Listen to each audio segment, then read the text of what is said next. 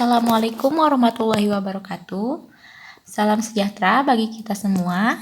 Pada kesempatan ini, saya akan membahas pembahasan soal lagi tentang pedagogik TPACK keterampilan abad 21 gaya belajar. Nah, di sini saya kasih judul Kebut Belajar Pretest soal pedagogik. Kenapa? Karena sekarang jadwal pretest sudah ada ya.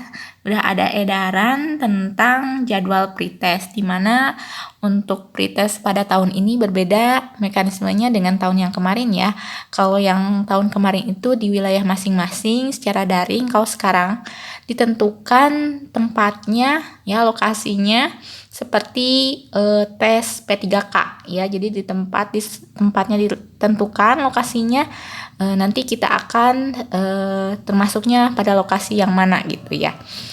Nah, jadi marilah kita kebut belajar untuk pretest soal pedagogik TPACK keterampilan abad 21 dan gaya belajar, karena ini sesuai dengan kisi-kisi pretest PPG tahun 2023. Kita mulai ya, soal yang pertama. Seorang guru menggunakan animasi video untuk menjelaskan materi prinsip hukum Newton. Tindakan guru merupakan penerapan TPACK dalam domain A. Rancangan kurikulum, B. Pengelolaan pembelajaran, C. Upaya memahami peserta didik, D. Memahami materi pembelajaran, E. Merepresentasikan data. Oke, di sini tindakan guru dalam penerapan TPACK dalam domain apa ya? Karena di sini ada seorang guru menggunakan animasi video untuk menjelaskan prinsip hukum Newton ya. Jadi mempermudah peserta didik untuk memahami pembelajaran ya. Jadi pemahaman yang dibutuhkan oleh guru dalam pemanfaatan teknologi secara tepat dalam kegiatan belajar mengajar di berbagai konten materi menggunakan metode pedagogik yang sesuai ya. Jadi jawaban yang paling betul adalah memahami materi pembelajaran, karena dengan menggunakan animasi video, jadi siswa itu bisa memahami materi pembelajaran dengan mudah. Itu ya. Jadi jawabannya itu adalah D, memahami materi pembelajaran. Oke, pertanyaan selanjutnya. Seorang guru menyediakan forum konsultasi secara online selama pembelajaran daring melalui WA. Tindakan guru merupakan penerapan TPACK dalam domain A. Rancangan kurikulum, B. Pengelolaan pembelajaran, C. Upaya memahami peserta didik, D. Memahami materi pembelajaran, E. Merepresentasikan data. Di sini kata kuncinya ya. Kata kunci untuk menyediakan forum konsultasi secara online selama pembelajaran melalui WA itu merupakan upaya pengajar dalam memahami peserta didik. Bisa dilakukan dengan mengintegrasikan TIK untuk menampung keluhan dari peserta didik. Jadi yang paling betul adalah jawabannya yang C, karena dengan melalui grup WA ini peserta didik bisa bisa menjelaskan apa yang kurang dipahami atau masalah apa yang belum dipahami mengenai pembelajaran, bisa dikomunikasikan melalui forum tersebut. Jadi yang paling tepat adalah jawabannya yang C, upaya memahami peserta didik. Oke, selanjutnya yang merupakan contoh kegiatan guru menerapkan TIK untuk pengelolaan pembelajaran dalam TPACK adalah A. Menggunakan Microsoft Excel untuk mengolah nilai, B. Menggunakan kuis online untuk menilai partisipasi peserta didik, C. Menggunakan grup chatting untuk memahami cara berkomunikasi melalui medsos, D. Menggunakan sistem informasi akademik. Oke. Di sini kegiatan yang menerapkan TIK untuk mengolah pembelajaran. Nah, di sini yang paling cocok itu adalah yang D. Kenapa? Karena salah satu penerapan TIK yaitu mengelola pembelajaran seperti mengolah nilai. Maka jawaban yang paling tepat adalah yang A, itu untuk mengolah nilai ya. Untuk mengolah nilai menggunakan Microsoft Excel. Oke, pertanyaan selanjutnya. Pengetahuan tentang teknologi digital dan pengetahuan mengenai proses dan strategi pembelajaran merupakan pengertian dari A. TPACK, B. TPK, C. CK, D. PK. Oke, kita tahu bahwa TPACK dulu secara keseluruhan ya, teknologi, konten, pedagogi, dan knowledge. Berarti di sini untuk kata kuncinya pengetahuan tentang teknologi, berarti ini teknologinya, dan pengetahuan mengenai prosesnya ya, berarti pedagoginya dan strategi pembelajaran, berarti knowledge-nya ya. Oke, pengetahuan mengenai proses dan strategi pembelajaran, berarti ini yang paling tepat itu adalah jawabannya yang B, TPK, karena TPK itu pengetahuan tentang teknologi, pedagogi, dan materi, yaitu tentang teknologi digital ya. Berarti yang paling tepat adalah jawabannya yang B ya, TPK. Oke, pertanyaan selanjutnya. Agar TPACK bisa menjadi sebuah ekosistem pendidikan berbasis data, maka guru atau sekolah harus A. mempelajari teknologi data, B. menguasai internet, C. mengaplikasikan sistem, D. mengembangkan aplikasi komputer, E. mengoperasikan komputer. Oke, makanya ini yang paling tepat. Oke, dari semua jawaban ya, untuk TPACK bisa berjalan dengan baik jika guru dapat mengembangkan aplikasi komputer, karena TPACK itu berbasis teknologi. Maka yang paling tepat itu adalah jawabannya yang D ya, yang mengembangkan aplikasi komputer, karena tadi alasannya TPACK itu bisa berjalan dengan baik jika guru dapat mengembangkan aplikasi komputer, karena TPACK itu berbasis teknologi. Oke.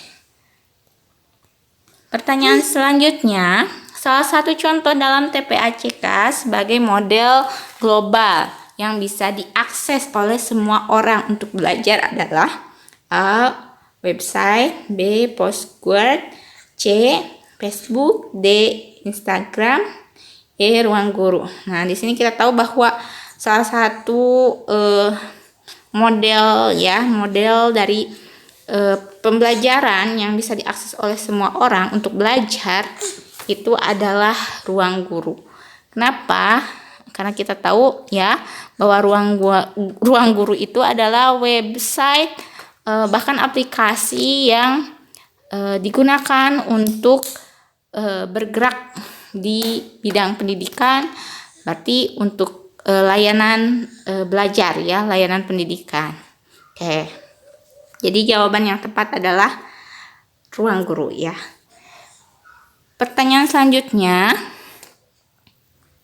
Teknologi informasi dan komunikasi dalam pembelajaran memiliki 3 fungsi utama yang digunakan dalam kegiatan pembelajaran, kecuali A. teknologi sebagai alat bantu bagi siswa dalam pembelajaran, B. teknologi sebagai ilmu pengetahuan atau sains, C. teknologi sebagai bahan dan alat bantu pembelajaran atau literasi, D. teknologi sebagai alat pengembangan produk. Ini kecualinya ya, kata kuncinya kecualinya. Berarti kita tahu ya, untuk kecualinya itu pasti salah satunya adalah alat pengembangan produk. Kenapa? Karena alat pengembangan produk ini bergeraknya di bidang industri ya. Ini di bidang industri. Oke. Bukan di bidang pendidikan gitu ya. Oke. Bisa saja tapi ini lebih tepatnya di bidang industri. Oke. Pertanyaan selanjutnya. Bu Ani mengajak siswa kelas 5 ke ladang jagung milik petani untuk mengamati tanaman jagung yang siap panen muda. Selanjutnya, Ibu Ani memeriksa laporan hasil observasi siswa. Dari hasil klarifikasi, kecenderungan gaya belajar siswa diperoleh peringkat hasil belajar. Peringkat terbaik dari pembelajaran berupa observasi di luar kelas menunjukkan siswa memiliki kecenderungan gaya belajar berhasil baik melalui A. Visual atau pandangan mata, kemudian auditif pendengaran, B. Visual atau pandangan mata dan kinestetik atau gerak, C. Auditif pendengaran dan kinestetik gerak, D. Auditif visual dan kinestetik. Nah, di sini yang paling tepat yang mana? Oke, di sini Bu Ani mengajak siswanya keluar ya. Berarti ke ladang jagung yang mau panen. Berarti ini secara langsung ya, bergerak ya. Berarti kinestetik. Kemudian melihat, mengobservasi, berarti itu visual. Kemudian pasti di sana itu dalam proses observasi ada penjelasan dari petaninya. Jadi itu audionya atau auditif. Jadi kemungkinan ini adalah jawabannya semuanya ya. Berarti ada auditif, visual dan kinestetik. Berarti jawabannya adalah yang D. Oke. Pertanyaan selanjutnya. Upaya guru menggunakan hasil analisis untuk menentukan ketuntasan belajar antara lain sebagai berikut. A. Menentukan kriteria keberhasilan belajar. B. Mengklasifikasi siswa berdasarkan hasil capaian belajarnya. C. Mencari letak kelemahan secara umum dilihat dari kriteria keberhasilan yang diharapkan. D. Merencanakan pengajaran remedi. Oke, di sini upaya guru menggunakan hasil analisis menentukan ketuntasan belajar. Oke, jadi di sini kan kalau misalnya kita sudah melaksanakan penilaian, kemudian hasil analisisnya dalam menentukan ketuntasan, berarti kita selanjutnya itu adalah merencanakan remedial ya, ataupun pengayaan. Berarti yang paling cocok itu jawabannya adalah yang D. Ya, itu ya. Setelah kita menganalisis hasilnya. Oke, selanjutnya. Pertanyaan selanjutnya, beberapa siswa memiliki kecenderungan belajar berupa mengerjakan soal atau tugas dengan cepat, tetapi hasilnya banyak kesalahan. Gaya belajar para siswa tersebut adalah A. Impulsif, B. Reflektif, C. Gaya berpikir terikat, D. Gaya berpikir bebas. Oke, di sini kata kuncinya itu adalah siswa mengerjakan tugas dengan cepat tapi banyak kesalahan gitu ya. Nah, itu adalah gaya belajar yang cenderung berpikir tapi cenderung tidak berpikir dalam melaksanakan tugasnya. Itu adalah ciri-ciri atau pengertian dari gaya belajar impulsif. Karena gaya belajar impulsif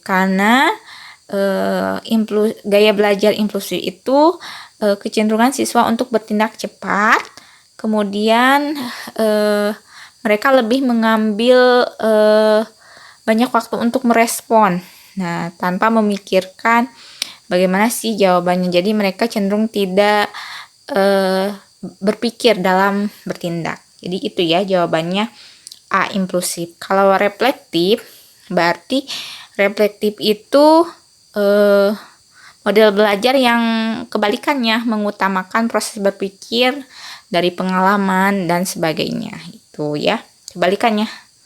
Oke, jadi jawaban yang tepat itu adalah A. Impulsif. Oke. Pertanyaan selanjutnya. Kemampuan berpikir untuk mengoperasikan kaidah-kaidah logika tapi masih terkait dengan objek-objek bersifat konkret merupakan ciri-ciri kemampuan anak berusia A. 0-2 tahun, B. 2-7 tahun, C.